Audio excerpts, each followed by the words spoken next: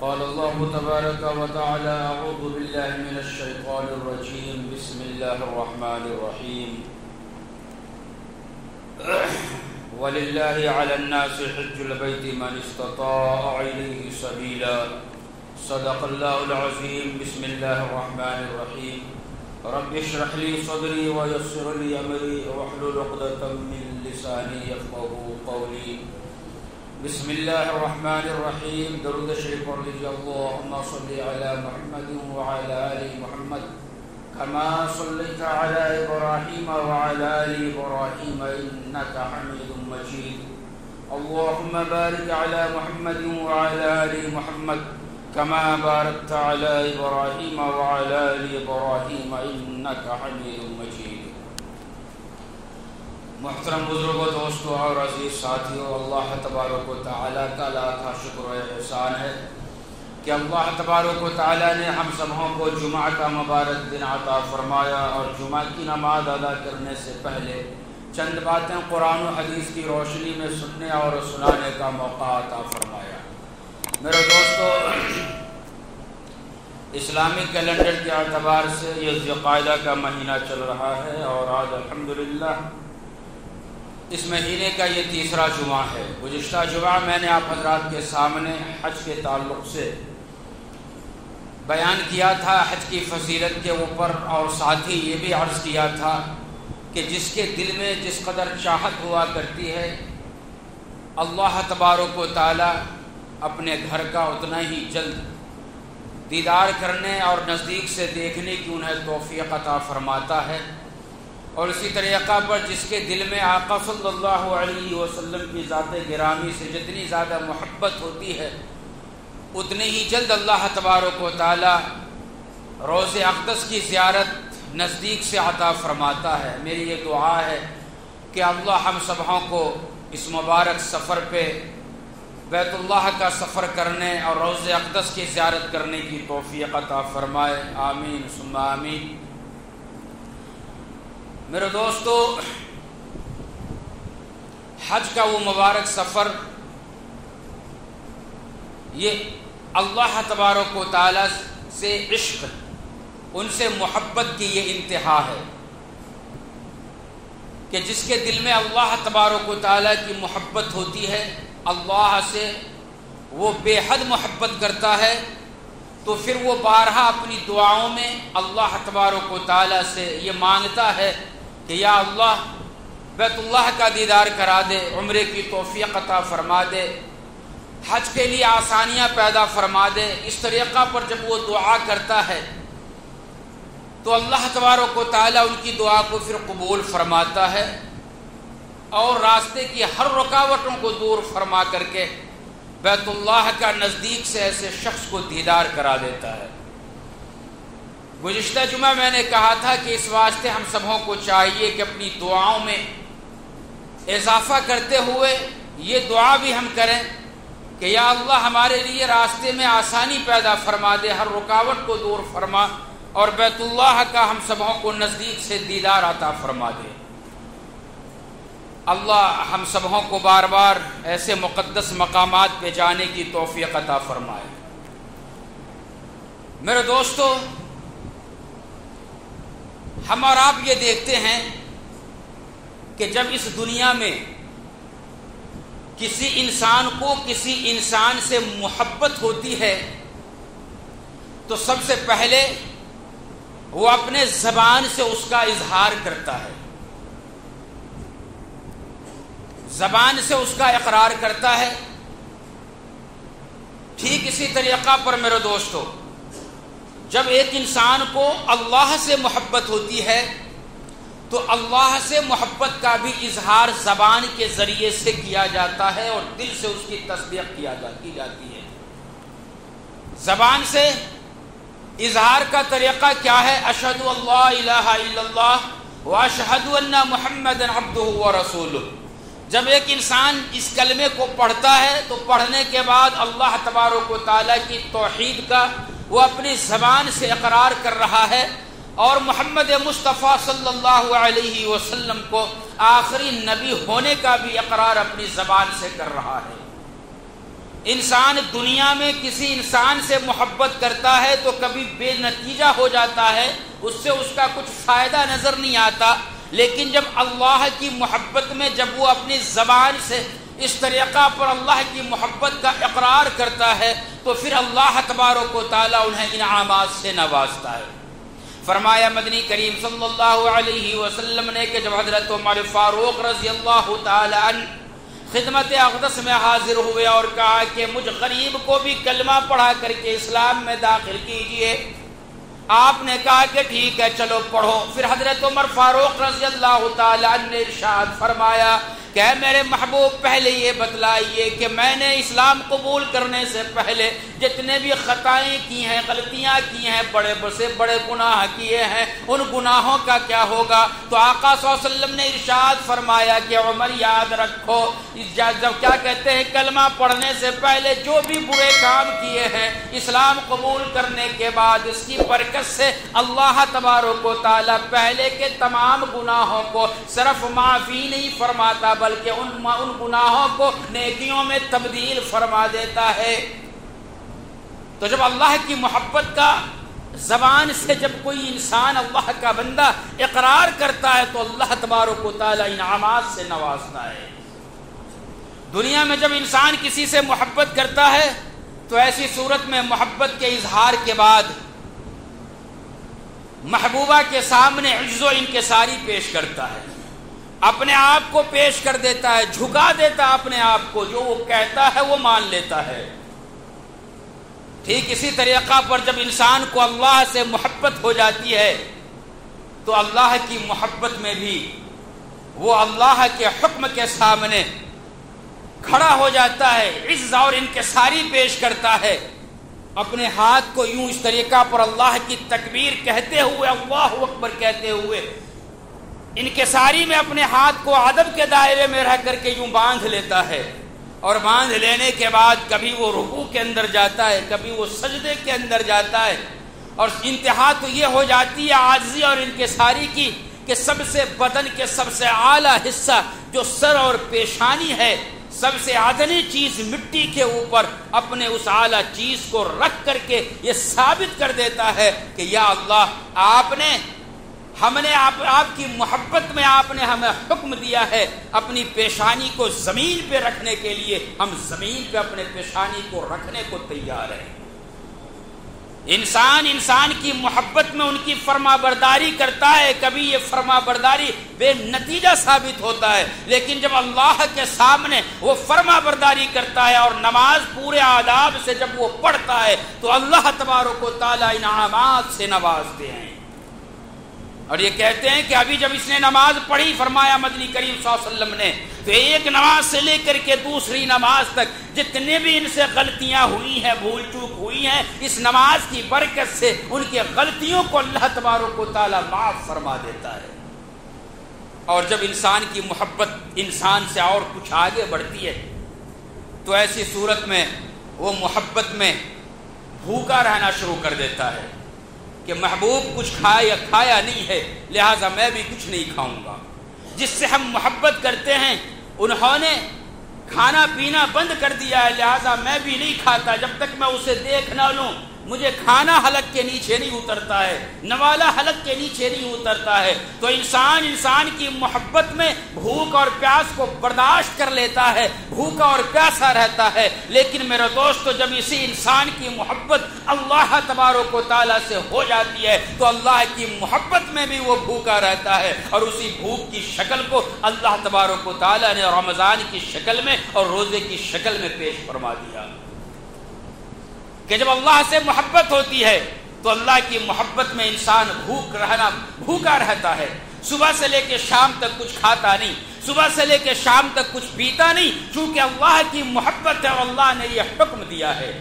انسان کسی انسان کے لیے بھوکا رہے تو وہ کبھی بے نتیجہ ہوتا ہے، کچھ اس کا حاصل نہیں ہوتا، لیکن انسان جب اللہ کی محبت میں بھوکا رہتا ہے تو اللہ تبارک و تعالیٰ نے ارشاد فرما دیا الصوم لی وانا اجزی بہ، کہ اس بندے نے روزہ میرے لیے رکھا ہے لہٰذا میں ہی اس کا بدلہ دوں گا یا پھر میں خود اس کا بدلہ ہوں۔ یہ ہے میرے دوستو اللہ سے محبت کرنے کا فائدہ۔ پھر اس کے بعد جب انسان کی محبت انسان کے ساتھ انتہا کو پہنچتی ہے تو ایسی صورت میں وہ انسان اپنے محبوبہ کے گلیوں کا چکر لگاتا ہے کہ میری محبوبہ یہاں رہتی ہے. ان کے گلیوں سے آنے والا ہر ایک انسان چاہے کہ وہ جانوروں میں سے کتا ہی کیوں نہ ہو، اگر وہ بھی ان کے گلیوں سے گزر کر کے آئے تو وہ بندہ وہ مجنوں اور کتے کو پکڑ کر کے ان کے پاؤں کو جو ہے چومتا ہے، ان کے لیے چادریں بچھا دیتا ہے کہ میری محبوب کے گلیوں سے یہ کتا جا کر کے آیا ہے، میرے محبوب کے پاؤں کے اوپر یعنی جہاں پہ پاؤں رکھے ہوں گے جس زمین پہ، اس زمین پہ اس کتے جیسے ناپاک جانور کا پاؤں گیا ہوگا، لہٰذا ہم اس کے لیے چادر بچھائیں گے، ان کے پاؤں کو چومیں گے. اس سے ذرہ برابر کوئی فائدہ ہونے والا نہیں ہے. لیکن میرے دوستو، جب انسان کی محبت اللہ تبارک و تعالیٰ کے ساتھ بام عروج پر جب وہ پہنچتا ہے اور عشق کی جب انتہا ہو جاتی ہے تو ایسی صورت میں پھر جب جا کر کے وہ حج کا سفر کرتا ہے. کیا اپنے گھر والوں کو چھوڑتا ہے، بیوی بچوں کو خیر آباد کہتا ہے، اپنے مال و دولت کو چھوڑتا ہے، پھر اس کے بعد پھر وہ حج کے سفر کے لیے جب وہ جاتا ہے تو اس دوران میں جب بیت اللہ کے قریب پہنچتا ہے، بیت اللہ پہ نظر جب اس کی پڑتی ہے تو اب ایسی صورت میں وہ دیوانہ وار ہو کر کے اللہ کی محبت میں وہ بیت اللہ کا چکر لگاتا ہے، جیسے دنیا کا انسان ایک انسان کی محبت میں محبوبہ کے گلیوں کا چکر لگاتا ہے، یہاں پہ انسان اللہ کے جب اللہ کے گھر بیت اللہ کا چکر لگاتا ہے، وہاں چکر لگاتا ہے، کبھی حجر اسود کو بوسہ دیتا ہے، کبھی مقام ابراہیم پہ جا کر کے نماز پڑھتا ہے، کبھی وہ کیا کہتے ہیں صفا اور مروہ کا جا کر کے چکر لگاتا ہے، کبھی شیطان کو جا کر کے کنکر مارتا ہے. یہ تمام چیزیں کیوں کرتا ہے؟ اللہ کی محبت میں کرتا ہے. اللہ نے کہا ہے کرنے کے لیے. تو میرے دوستو، یہ محبت کی انتہا ہے، اور جب اس محبت کی انتہا اللہ تبارک و تعالیٰ کے ساتھ انسان کا بڑھتا ہے تو ایسی صورت میں اللہ پھر انعامات سے نوازتا ہے. چنانچہ فرمایا مدنی کریم صلی اللہ علیہ وسلم نے کہ جس کسی مسلمان نے بھی حج اس ارادے اور اس نیت سے کیا کہ اس حج کے اندر اللہ تبارک و تعالیٰ کی خوشنودی کو مکمل طور پہ اس نے سامنے رکھا اور تمام بری باتوں سے اپنے آپ کو بچائے رکھا، تو پھر جب وہ اپنے حج کے ارکان کو مکمل کرنے کے بعد جب اپنے گھر کو واپس ہوتا ہے تو آقا صلی اللہ علیہ وسلم کا ارشاد گرامی ہے کہ اللہ تبارک و تعالیٰ نے ارشاد فرمایا ان کے تمام گناہوں کو نیکیوں میں تبدیل فرما دیا گیا اور وہ ایسا واپس ہو رہا ہے گویا کہ آج ہی اپنے ماں کے پیٹ سے پیدا ہوا ہے. کہ پیدا ہونے والا بچہ جس طریقہ پر تمام گناہوں سے پاک ہوتا ہے، ویسے ہی حج کرنے والا حج کر کے جب واپس جاتا ہے تو وہ تمام گناہوں سے پاک ہو کر کے جاتا ہے. یہ اللہ تبارک و تعالیٰ سے عشق کرنے، اللہ تبارک و تعالیٰ سے محبت کرنے کے نتیجے میں جو پھل اور جو انعامات اللہ تبارک و تعالیٰ سے نوازتا ہے. اب میرے دوستو، جب عازمین حج یا پھر عمرہ کرنے والے اپنے گھر سے جب وہ نکلتے ہیں تو اچھا بھلا کپڑا جو حج کے لیے اور عمرے کے لیے سلا رکھا ہے، اللہ تبارک و تعالیٰ کا سب سے پہلا حکم یہ آتا ہے کہ گھر والا کپڑا اتار دو، گھر والا کپڑا اتار دو اور قبر والے کپڑے کو پہن لو. کوئی آدمی اگر یہ کہے کہ ارے بھائی میں تو مفسر ہوں،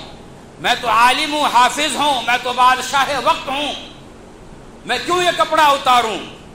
تو میرے دوستو، جب مصطفیٰ محمد کریم صلی اللہ علیہ وسلم نے اپنے گھر والے کپڑے کو اتار لیا عمرہ اور حج کرنے کی صورت میں، تو ہم عام انسان کس طریقہ پر نہ اتاریں گے؟ اللہ کا حکم ہے، احرام باندھ کر کے جانا ہے،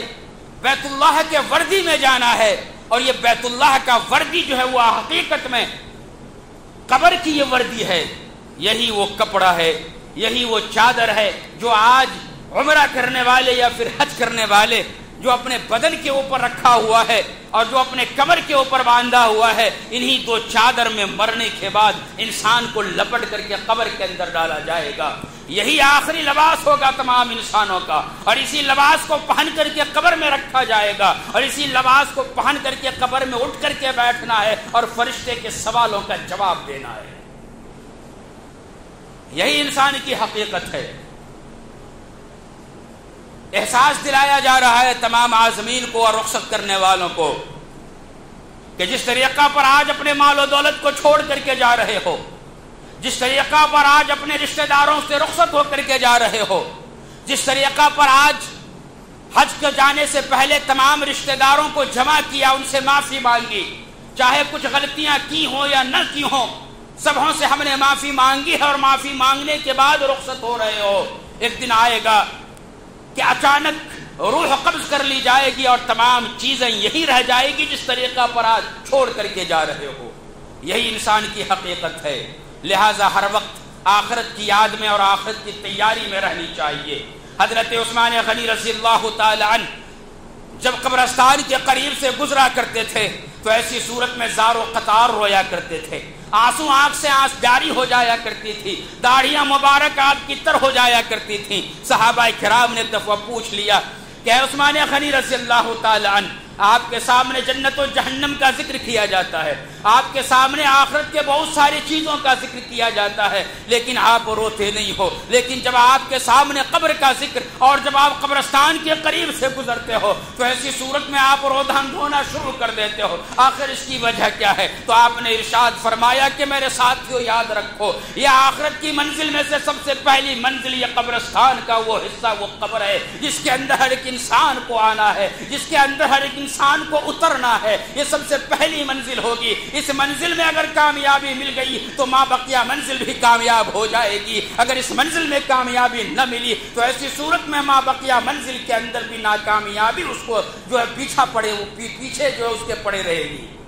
اس واسطے میں روتا ہوں، اللہ سے دعا کرتا ہوں کہ مولا اس پہلی منزل کے اندر ہمیں کامیابی عطا فرما دے۔ عثمان غنی رضی اللہ تعالی عنہ جنہوں نے نبی کریم صلی اللہ علیہ وسلم اور اسلام کے لیے اپنے مال کی قربانی دے دی، اپنے جان و مال کی قربانی دی، وہ عبادت عشرہ مبشرہ میں سے ہیں، لیکن اس کے باوجود جب وہ قبر کو اور قبرستان کو دیکھتے تو رویا کرتے تھے۔ وہ عشرہ مبشرہ کا مطلب یہ ہے کہ وہ 10 صحابی رسول جن کے جنت کی خوشخبری اللہ کے نبی محمد مصطفیٰ صلی اللہ علیہ وسلم نے دنیا میں ہی عطا فرما دی تھی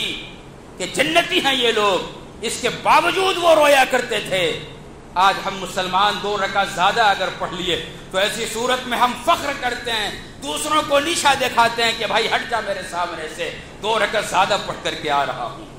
میرے دوستو، یہ کبر، یہ تکبر اور اس طریقہ پر ایک دوسرے کے سامنے اپنے اس طریقہ پر پیش کرنا یہ کام نہیں آئے گا۔ عز و انکساری اور آخرت کی فکر ہمیں کام آئے گی، اور آخرت کی فکر کے بدلے میں جو نیک کام انشاءاللہ ہم کریں گے اس نیک کام کو اللہ تبارک و تعالی ضرور قبول فرمائے گا۔ تو یہ کہا گیا میرے دوستو کہ گھر والا کپڑا اتار لو اور قبر والا کپڑا پہن لو، جس کو احرام کہا جاتا ہے۔ احرام باندھ لیا گیا۔ میرے دوستو، ہر وہ لوگ جو اپنے گھر سے ڈائریکٹ ایئرپورٹ کو جاتے ہیں عمرہ کرنے والے،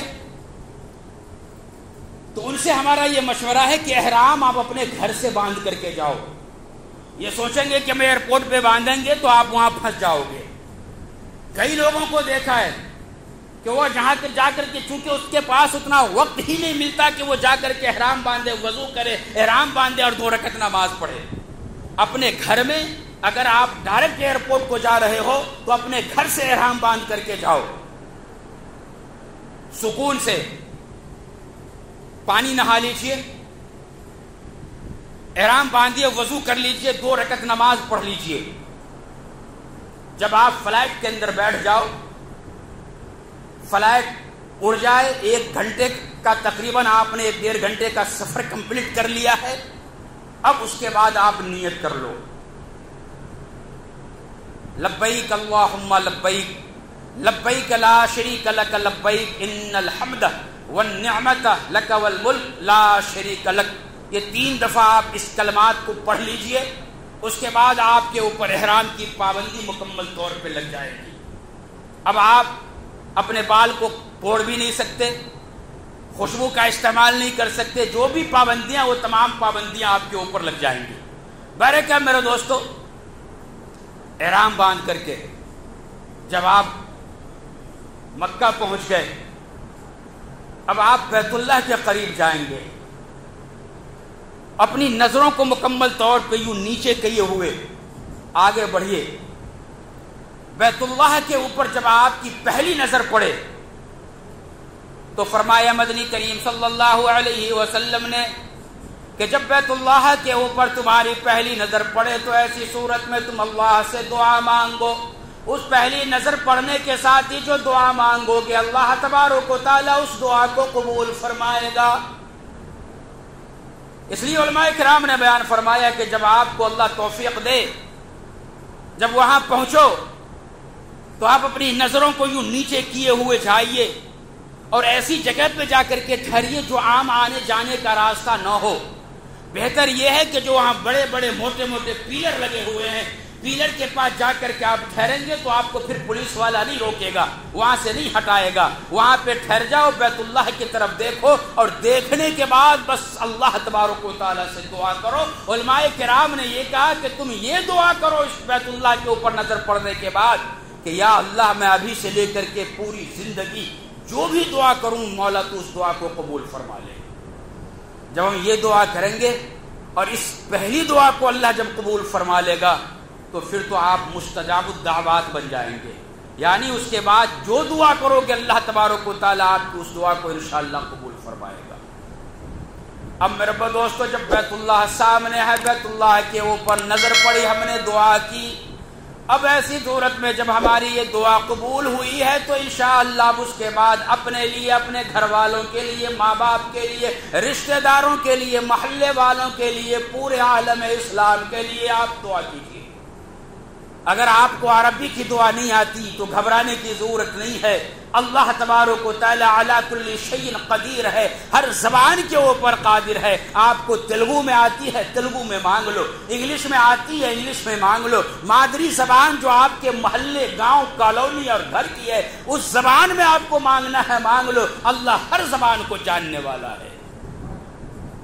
ہر زبان میں آپ مانگیے, رو رو کر کے مانگیے. یہ وہ مقام ہے بیت اللہ کی جگہ جہاں پہ اللہ کے نبی محمد مصطفیٰ صلی اللہ علیہ وسلم نے عمر فاروق کو مانگا تھا تو اللہ تبارک و تعالیٰ نے عطا فرما دیا. یہ وہ مقام ہے جہاں پہ حضرت ابراہیم علیہ السلام نے محمد مصطفیٰ کو اللہ سے مانگا تھا تو عطا فرما دیا تھا. اس مقام پہ پہنچنے کا موقع اللہ ہم سب کو عطا فرمائے. ہم میں سے جب بھی کوئی شخص جائے بیت اللہ کی دیوار کو دیکھے اور دیکھنے کے ساتھ ہی دعا مانگے, جو آپ مانگیں گے اللہ تبارک و تعالیٰ آپ کو عطا فرمائے گا. شرمانا نہیں کہ میں یہ مانگوں تو کیسا لگے گا, شرمانا نہیں ہے, وہاں پہ ہمیں مانگنا ہے تو اللہ سے ہم مانگ رہے ہیں اور اللہ کا وعدہ ہے کہ تم مانگیں گے اس مقام پہ آ کر کے تو میں تمہیں عطا فرماؤں گا. جیسے میں نے اپنے حبیب محمد مصطفیٰ کو عطا فرمایا, جیسے میں نے اپنے خلیل ابراہیم کو عطا فرمایا, ان کی دعا کو قبول فرمایا,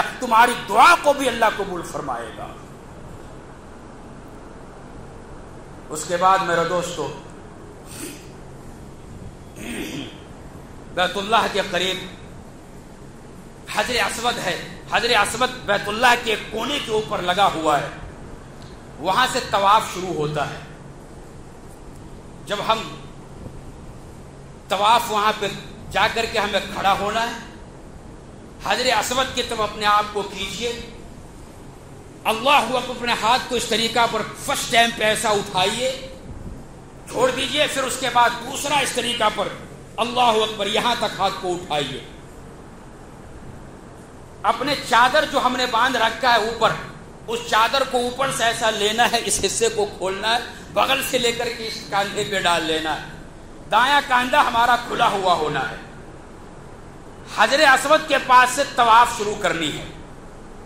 نبی کریم صلی اللہ علیہ وسلم نے حکم دیا کہ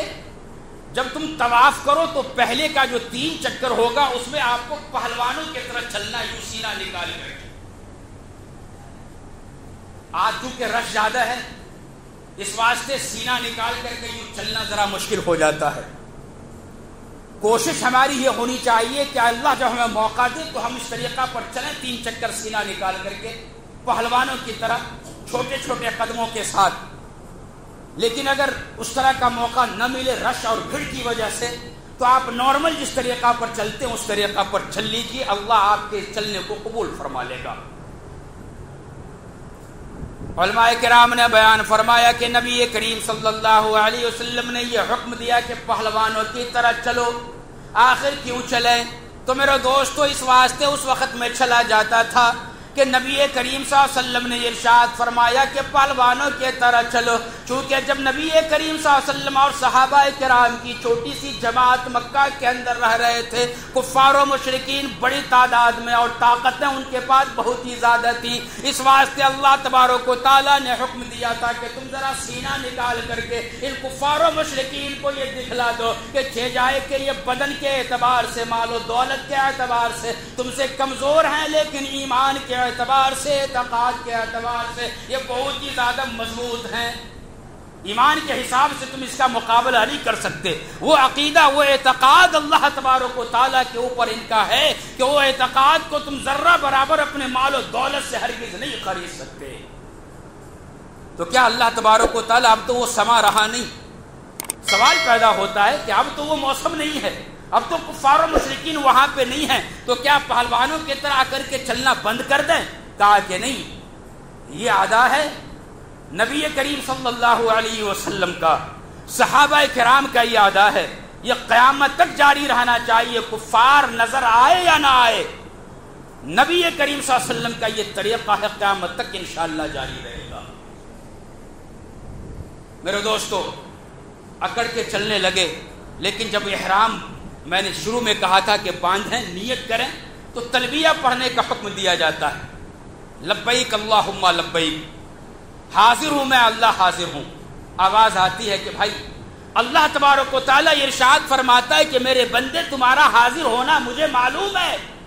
لیکن یہ تو بتلاؤ کہ کس عقیدے کو لے کر کے میرے دربار میں آئے ہو. میرا تمہارے سے رشتہ کیسا ہے، تمہارا رشتہ میرے ساتھ کیسا ہے، تعلقات کیسا ہے، پہلے اس کا اظہار کرو. اس لیے کہ اگر عقیدے کے اندر شرک پیدا ہو گئی تو ایسی صورت میں نہ تمہارا احرام قبول ہوگا، نہ تمہارا تلبیہ قبول ہوگا، نہ تمہارا سعی قبول ہوگا، نہ تمہارا رمی جمار قبول ہوگا. یعنی مکمل طور پہ نہ تو حج قبول ہوگا، نہ عمرہ قبول ہوگا، نہ عبادت اس درمیان میں جو تم کریں گے وہ قبول ہوگا. عقیدے کا درست ہونا صحیح ہے، صحیح ضروری ہے.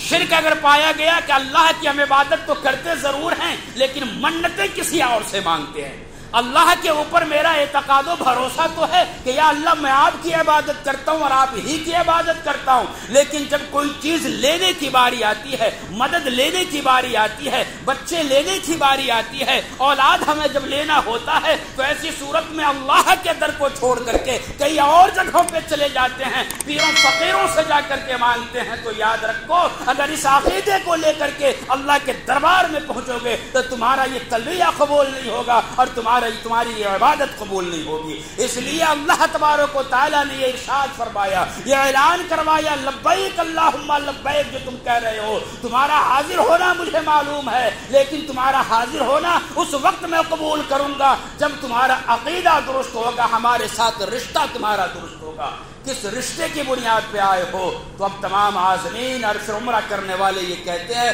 لبیک لا شریک لک لبیک، کہ یا اللہ ہمارا آپ کا رشتہ ایسا ہے کہ میں حاضر تو ہوا ہوں لیکن میں شرک سے مکمل طور پہ محفوظ ہوں،